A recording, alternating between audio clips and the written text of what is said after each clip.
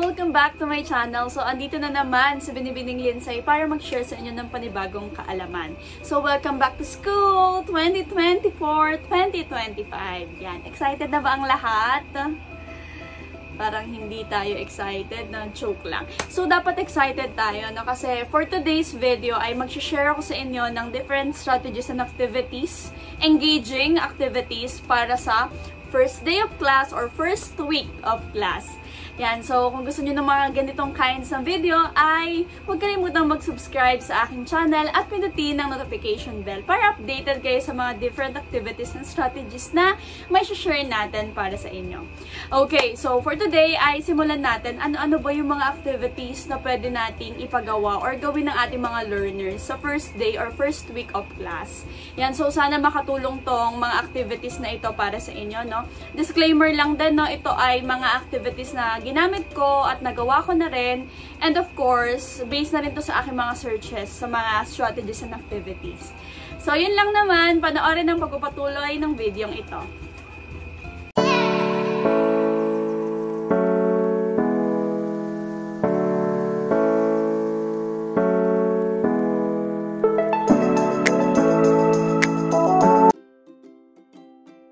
Okay, so ito na yung 10 engaging activities and strategies na pwede natin gamitin sa first day or first week of class and paano natin siya gagawin. Ano?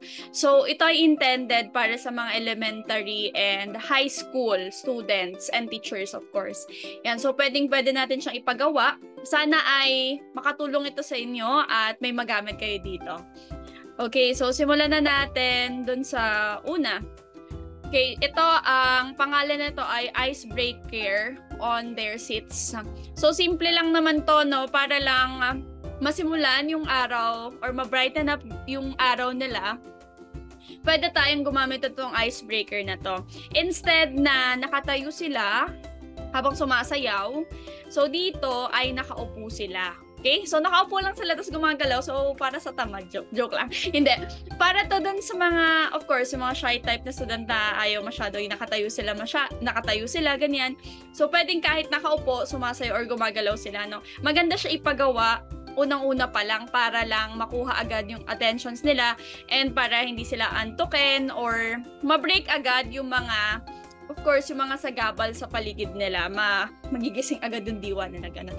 Paano ba to ginagamit? So, papatugtog ka lang ng sounds. Ito, I suggest ito na mismo, yung Savage Love, tsaka yung Dynamite. Pero meron pa silang iba pang kanta or sayaw doon. Search lang natin to, then pwede naman natin to i-download. So, masasearch siya sa YouTube. So, ganito yung maging itsura niya. Share ko lang din, no? Para lang meron kayong idea. Ano ba yun? Paano ba siya ina-apply? Ito siya. Tinanggal ko yung sounds, ha? Kasi baka makopyright tayo. Yan. O, diba? Yan. Ganyan lang. Nasa upuan lang sila habang gumagalaw at sumasayaw. Wala lang, nakakatuwa lang. Nakakatuwa siyang gamitin. So, yan. Icebreaker on their seats. Hindi na kailangan tumayo. Nakaupo lang, makakasayaw na sila.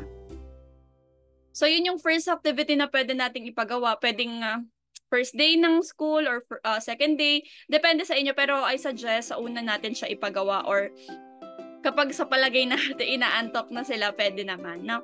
So, meron pa silang iba pang songs or dances na pwede nating piliin. So, pwede natin siya i-download online. So, yun lang naman yung first activity. Sayaw-sayaw lang sila para lang makuha agad natin yung attentions nila. Okay. So, yun yung first activity or strategy na pwede kong ma-share sa inyo. Okay. Next. Would you rather be or have or go? Depende kung ano ipapalit nyo dito na term. Okay. So, dito sa would you rather be or have, pwedeng ito is gawin mong twist or gawin nating twist habang nag-i-introduce sila ng sarili nila. Okay? So, let's say, nagpakilala na si student 1, name, age, or whatever yung introduction niya. So, itong activity na to ay para lang din ma-check natin. Pwede rin siyang maging personality test, parang ganun, kung ano ba yung pipiliin nila dito sa mga mabubunot nila. Ito pwede itong naka-list down na, tapos pabubunutin na lang natin sila, parang Q&A lang, no? Okay, pabubunutin lang sila. And then, nakalagay, would you rather be or would you rather have or would you rather go? Yan. So, papipiliin natin sila dun sa dalawang option.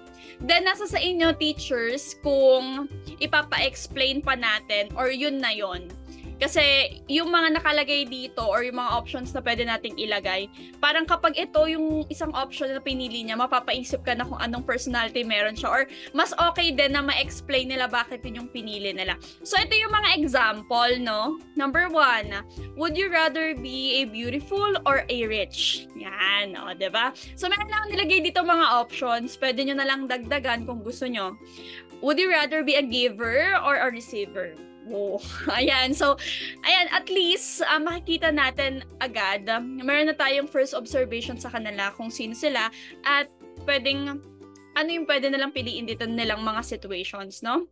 Would you rather find true love or win the lottery or win a lottery? So, ano ba yung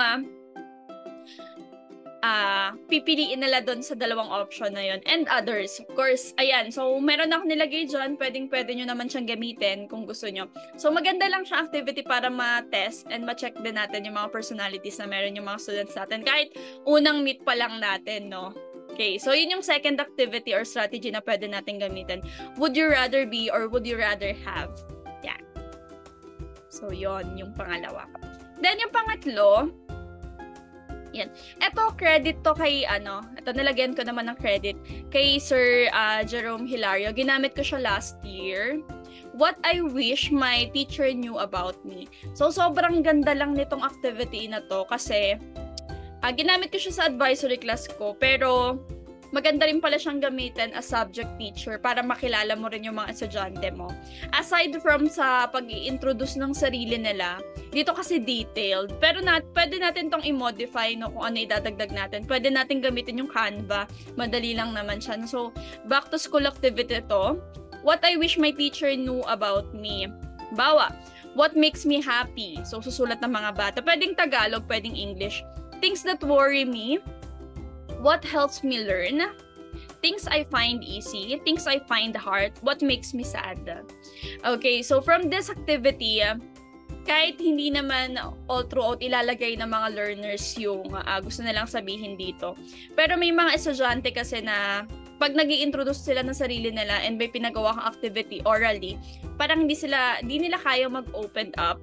So, pwedeng through this activity, yung mga shy type na mga bata is ma-share nila kung sino sila, ano yung things na nakakapag-worry sa kanila, what helps them learn, what makes them sad. Yan. So, nagkakaroon tayo ng konting connection at the same time, nakikilala natin yung estudyante natin. And nung nabasa ko yung mga sinulat ng mga estudyante ko, ito, ganito pala siya, ganito pala sila. So, kahit paano nagkakaroon ka na agad ng diagnose kung sino sila, di ba? Okay, so yun yung pang third activity na masishare ko sa inyo. And credit to Sir Jerome Hilario, no, para dito sa template na to and para dito sa activity na to. Okay, so sobrang effective niya for me and nakikilala mo talaga yung mga estudyante agad-agad.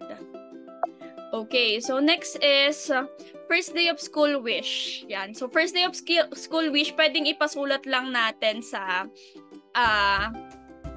ating mga estudyante sa piece of paper. Yan. And then may jar ka, teacher. May jar. And then papahulog natin. Ano tong first day of school wish?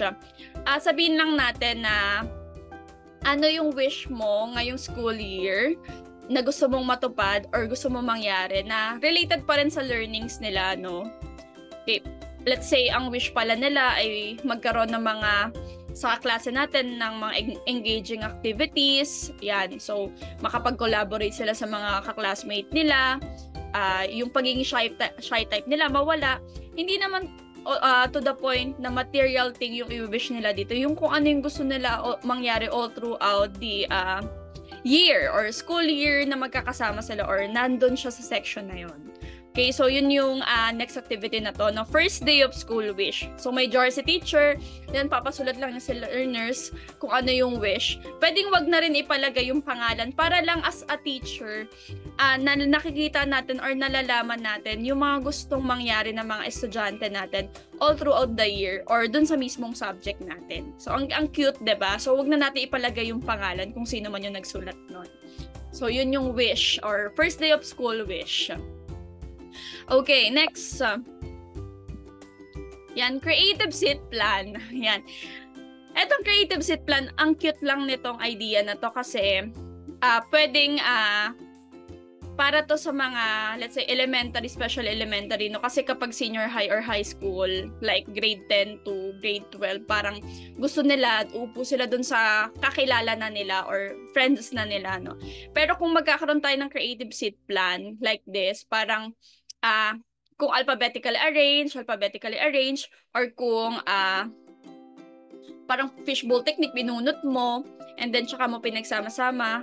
Creative seat plan kasi pwedeng ilagay dun sa seat plan mo. Pwede itong digital, pwede rin namang nakaprint na yung mga favorite characters nila, or pwede rin characters sa movie. Yan, nasa palagay nilang kamukha nila or kahawig nila. Let them decide. Pwedeng mag-send sila or pwedeng ikaw as a teacher. Medyo medyo may trabaho lang sa party teacher, pero ang cute lang kasi, halimbawa, yung isang learner natin, kamukha niya, halimbawa si Jungkook. So, picture ni Jungkook yung nakalagay dun sa seat plan niya. Okay? So, pag hinahanap mo, madali mo matatandaan kung sino yung batang yon, no? So, creative seat plan, pwede natin tong gamitin, no? Or pwede natin tong gawin sa first day of class or first day of week. Wherein, pwede namang itanong muna natin sila kung ano yung mga favorite characters nila or cartoons or K-drama or artists or kung sino man. Okay. Next, eto very for elementary. Pero lahat ng pinakita ko from the very start, pwede naman siya for elementary and high school, no? Crafting creative name tags. Ako, nung high school, nagpapagawa ko ng name tags. Pero ito talaga mas uso na siya elementary. Pwede rin naman siya sa high school kasi talagang kung gusto nating matandaan agad yung pangalan ng mga estudyante natin, pwede natin silang pagawin na nitong creative name tags.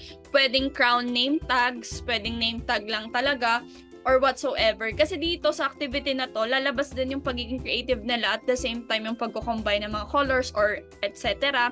Yan, makikita natin kung sino talagang artistic din sa kanila sa paggawa. Or sila nang bahala kung anong klaseng name tags yung gagawin nila. Headdress na name tags. So yun, sila na bahala. Basta makapaggawa sila. Maganda tong activity na dun mismo nila sa classroom din gagawin. Or kung wala nang time, pwede rin naman iuwi and then dalhin na lang nila sa klase, no? So dito, yun nga, na-enhance natin yung pagiging creative and artistic ng ating mga estudyante. And madali rin natin ma-recognize agad kung sino-sino yung mga learners na yon. Okay? So yun, crafting creative name tags. Next, ito, suggestion ko lang din naman to, no? Pero parang ang cute lang nitong part na to. First day of school, photo booth or frame. Ito ay gagawin ni teacher. Pwedeng ni advisor or ni subject teacher. Pero most of the time, advisor ang pwedeng gumawa nito. First day of school frame. Ang idea ko naman dito, yung, alam nyo ba yung yung parang, yung malaking illustration board. Yan, ikakat lang natin sa gitna para magkaroon ng frame. And then lalagyan lang natin ng printed design sa gilid ng first day of school. Wala lang, ang cute lang kasi parang meron agad silang memories or remembrance na ito yung kuha namin first day of school, yan, sa booth na to or sa frame na to. Yun nga lang, syempre, ulitin ko, medyo mag-e-effort si teacher dito na mag-craft ng booth or ng frame para sa mga learners. And aside from this activity, kadugtong nito itong first day of school photo booth frame hashtags. So may mga hawak silang sticks and then may nakalagay na mga hashtags para dun sa first day of school nila. Meron lang ako ditong ilang nilagay na hashtag. Hashtag papasok pa lang, mukhang pauwi na. Ayan, so back to school 2024. First day of class, or first day, first crash. pinakamabait sa klase, hashtag pinakapogi sa klase, hashtag pinakamaganda sa klase, and so on. So, gagamitin lang natin paging creative natin kung anong mga hashtag pa yung pwede natin gamitin. So, hawak lang nila. And then, andun sila sa frame or sa photo booth frame na ginawa mo or gagawin mo. So, ulitin ko lang, ito ay suggested activity lang naman para mas maging fun and engaging yung ating first day of class. So, nasa sa inyo naman kung susundin nyo siya. Wala lang, para lang mag-enjoy agad or mag-iwan agad ng remembrance or memories sa mga bata na yun pala yung first day of class nila, no? Pwede silang bumalik or may balikan silang memories. Okay, so yun. And ito naman is, alam naman na siguro natin to, no, itong 2 truths and a lie. So, pwede rin natin siyang gamiting activity pag nagpapakilala yung mga estudyante natin. Getting to know our students, 2 truths and a lie. So, pwedeng ipasulat natin sa mga bata or pwedeng pasabi natin orally kung kaya naman nilang kabisaduhin. Dito, magsasabi lang yung mga learners natin ng 2 katotohanan at isang kasinungalingan or 2 truths, 1 lie. And then, huhulaan nila alin kaya doon yung lie or alin kaya doon yung truths. Pwedeng sa learners manggaling halimbawa. Okay, 2 truths and a lie. So, piliin nyo nga or sabihin nyo nga sa akin kung alin doon yung 2 totoo at alin doon yung lie. Okay, so magsasabi sila ng about sa kanila and then huhulaan kung alin doon yung truths and ano doon yung lie. Okay? So, yon. Cute din yung activity na yun. No? Nakikilala din natin kung sino yung mga learners natin. Okay, ito naman, make a compliment. Itong activity na to, parang for me, no, napaka-cute niya, especially for high school and LM. Kasi, make a compliment. Pwedeng sa likod nila, may 2 options sa paggawa ng activity na to, no? Pwedeng sa likod nila, may bond paper, padikitan natin ng bond paper yung likod. Hindi naman yung magmamark sa likod nila, no? And then, pasulatin natin kahit ballpen, no? I-compliment lang nila yung ka-classmate nila. Pwedeng i-rumble nyo, mix lang, or pwedeng counterclockwise na paikot, and then magsusulat sila dun sa mga ka-classmate nila or kung sino yung gusto nilang sulatan ng compliment. So, parang nakakatulong siya just to brighten up the day, and of course, motivation din yon sa mga learners natin. And ikaw as teacher, ano rin yung gusto mong compliment na maisulat dun sa likod ng paper ng mga bata. Or, pwede rin tayong gumamit dito ng sticky notes. Yan. Ano yung compliment or masasabi mong compliment para sa mga katabi nyo. Yan. And then, ipapasa nila. Wala lang kasi, first day of class, ito agad yung mababasa mo compliment agad, no? Parang ang sarap lang mag-aral kung ganon. Hindi mo naman pipilitan yung mga bata magpaka-plastic. Something lang na gusto mong i-compliment doon sa iyong ka-classmate, diba? So, nakaka-boost din siya ng confidence ng ating mga learners. And make sure lang, no, kasi may mga pasaway din ng mga learners, baka hindi compliment yung ilagay, baka mang-asar pa, no? Make sure lang na masunod yung rules. Nasa ano naman yan, nasa rules na bibigay natin kung paano gagawin ng mga learners. So, napaka-cute nitong activity na to. Make a compliment. Hindi mo pinipilit, pero tinatry mo lang para lang din naman to sa mga learners natin na mas ma-motivate. Okay? So, yon.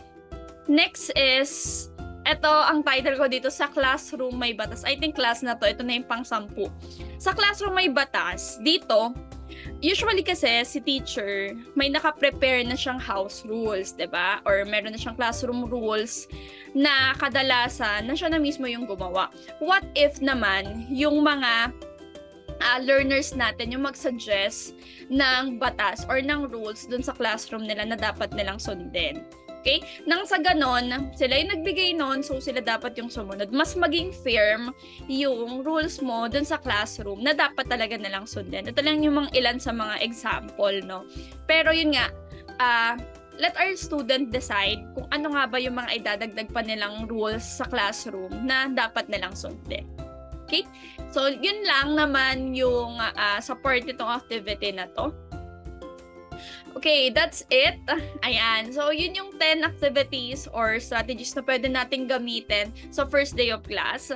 Sana ay nakatulong ito sa inyo and I hope din, no, na may magamit kayo sa inyong first day of class or first week of class next week. Yan. So, yun lang naman. Maraming salamat po sa inyong pakikinig. Ulitin ko, kung gusto niyo yung mga ganitong kinds of strategies or contents, huwag kalimutang mag-subscribe sa aking channel. Yan lang po. Thank you so much. Bye!